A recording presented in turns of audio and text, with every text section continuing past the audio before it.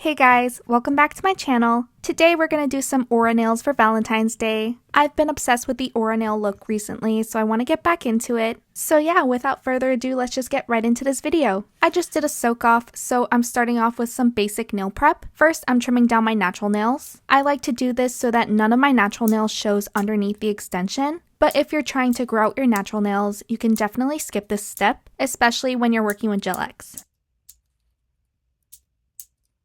Next, I'm filing my natural nails using a glass nail file. I prefer glass files on natural nails because they're just a lot more gentle, but you can use any file you have on hand. I'm just going to smooth out the jagged edges before moving on.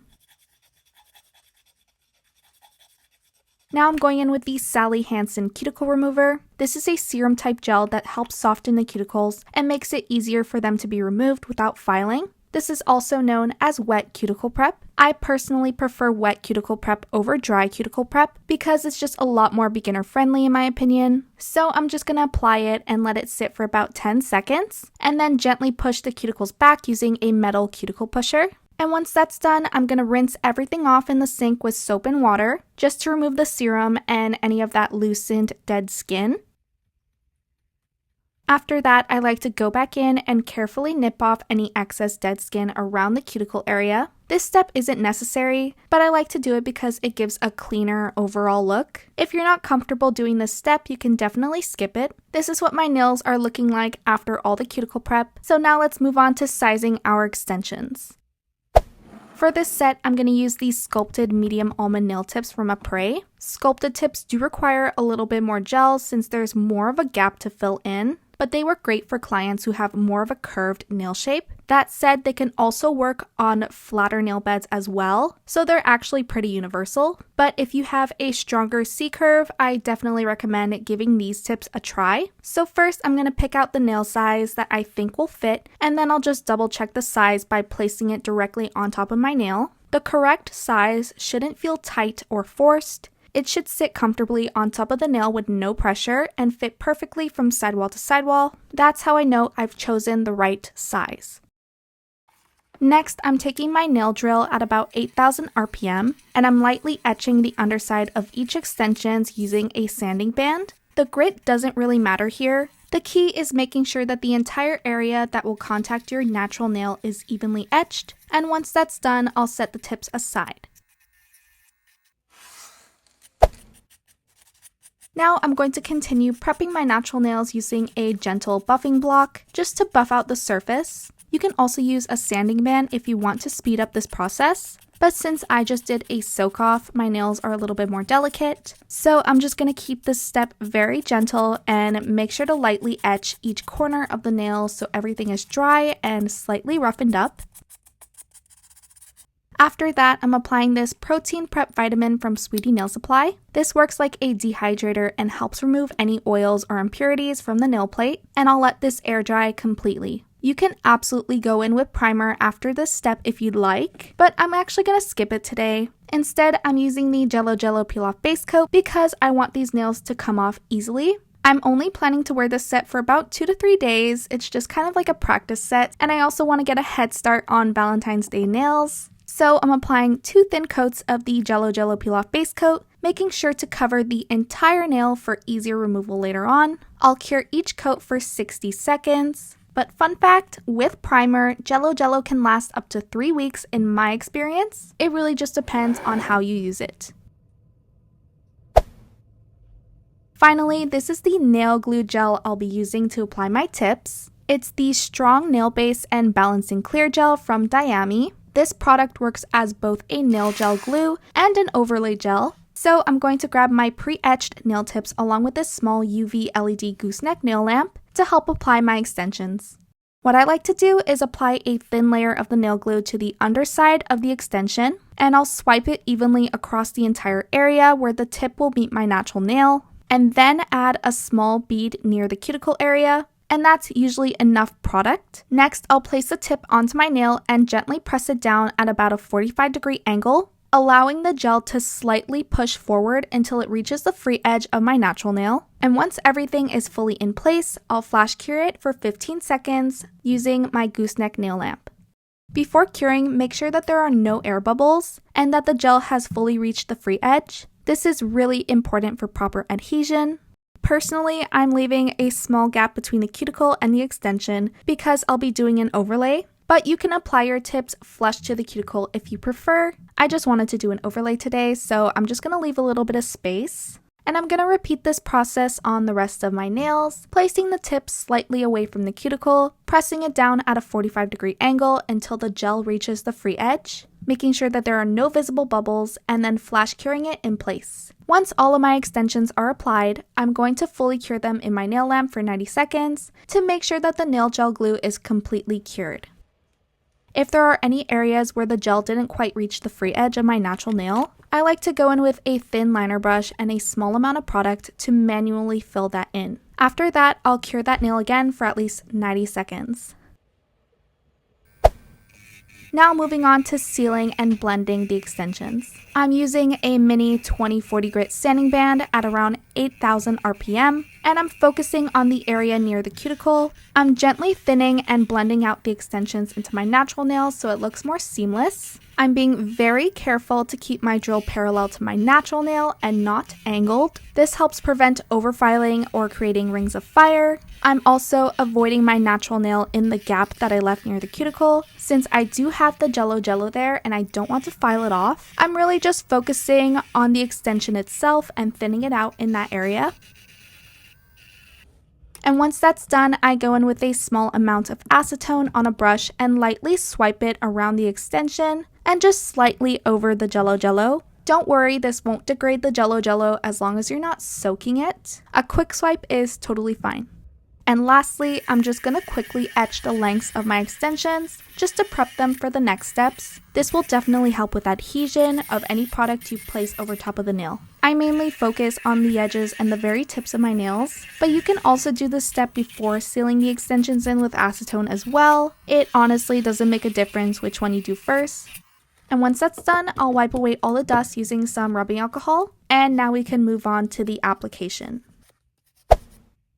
For the application, I'm using this builder gel from Model Ones. I love this formula because it's creamy and opaque and not overly runny, which gives me plenty of time to work with, especially compared to something like a rubber base. I'm starting with a slip layer, applying it just like a regular nail polish. This thin layer will help the builder gel glide more easily down the nail and give me better control over the product. And once the slip layer is on, I pick up a medium-sized bead of builder gel and gently float it from the base of the nail towards the tip using a soft back and forth motion. I'm focusing on bridging the gap between my natural nail and the extensions and evenly covering the entire nail. And from there, I'll use a liner brush to refine the shape, fill in any low spots, and perfect my structure. I also like to let the gel self-level on its own for a few seconds. I'll flip my nail upside down to do that, and it also helps create a smooth apex. Then I'll cure each nail for 30 seconds before moving on to the next. Curing individually helps keep the product from shifting and making sure each nail holds its shape. And after all the nails are built and flash cured, I place my full hand in my lamp for an additional 60 seconds to ensure that everything is fully cured. After application, I'm going to wipe down the inhibition layer with a little bit of acetone just to remove that sticky residue off of my nails. And that completes the application, and now we can move on to the design. I'm going to apply a matte top coat. I'm just going to apply a thin, even layer to each nail. You want to make sure that it's smooth and non-streaky, and then cure it for 30 seconds. Once that's cured, we're going to move on to the Aura nail design. You can use whatever shade you'd like here. Today I'm using an eyeshadow, but you can also use a blush or a loose pigment, whatever you have on hand. This is just an old eyeshadow palette I picked up from Sephora a long time ago. I love how vibrant the colors are, and this pink is my favorite. This shade is extremely pigmented, so I like to tap off the excess on a lint-free wipe first. Then I'm going to deposit the color with my sponge right where I want it to start, which is directly in the center of the nail. And once I have it on all of them, I'm going to switch to the back of the sponge where there's no pigment and just start blending it out. The goal is to keep the color more saturated in the center while softly diffusing it towards the edges of the nail. I'm using light circular motions and gently swiping outwards with the clean part of my sponge, and I'll just keep repeating this process until I'm happy with how my aura looks. If your powder isn't very pigmented, you can absolutely build this up. Just cure your nails again for another 30 seconds, apply another layer of matte top coat, cure it again for 30 seconds, and then add more color to the center until you reach your desired opacity. Since this eyeshadow is so pigmented, I didn't really need to do that, but it's always a good option. Once I was happy with how my aura nail looked, I went ahead and cured it for another 30 seconds just to complete the cure. After that, I'm going to protect the design with a layer of top coat. I'm just going to use a thin layer of glossy top coat to seal everything in. So I'll cure this layer for 60 seconds just to fully protect the design. And honestly, you could totally stop right here. This is super cute and it's basically like the finished aura nail look. But I decided to take it a step further and glam it up a bit for Valentine's Day. For that, I'm going to use this glitter top coat from Beetles. You can see a little swatch right here on the bottle. It's like this clear top coat with heart decals mixed in it. Instead of brushing it straight on, I picked up the heart decals individually using a liner brush and hand placed them on my nail right over the aura.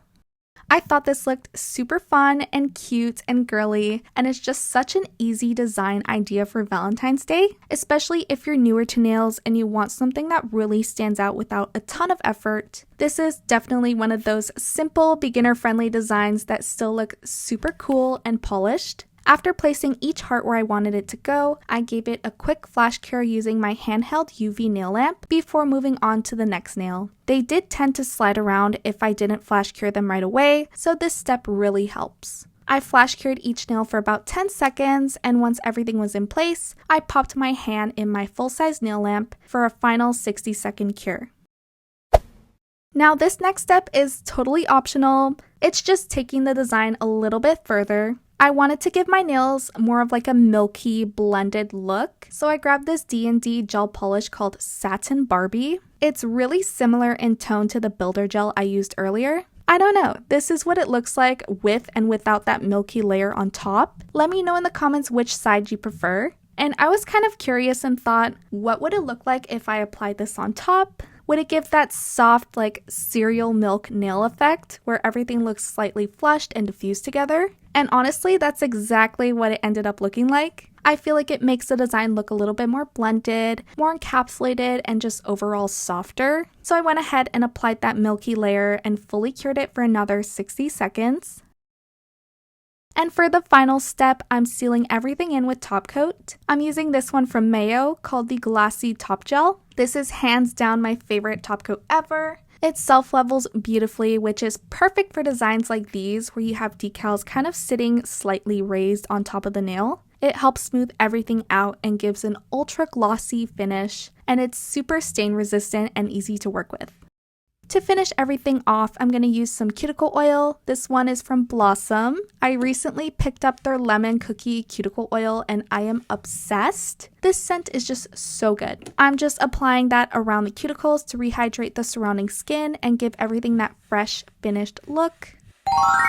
And here are the finished nails. I love this design so much. It's simple, feminine, and super cute. I also think it's very beginner friendly, so honestly, anyone can recreate this. If you're planning to do your own nails this Valentine's Day, definitely give this look a try. Thank you guys so much for watching my tutorial. I hope you all enjoyed it and found it helpful. As always, don't forget to like, comment, and subscribe to my channel, and I'll see you guys in my next video.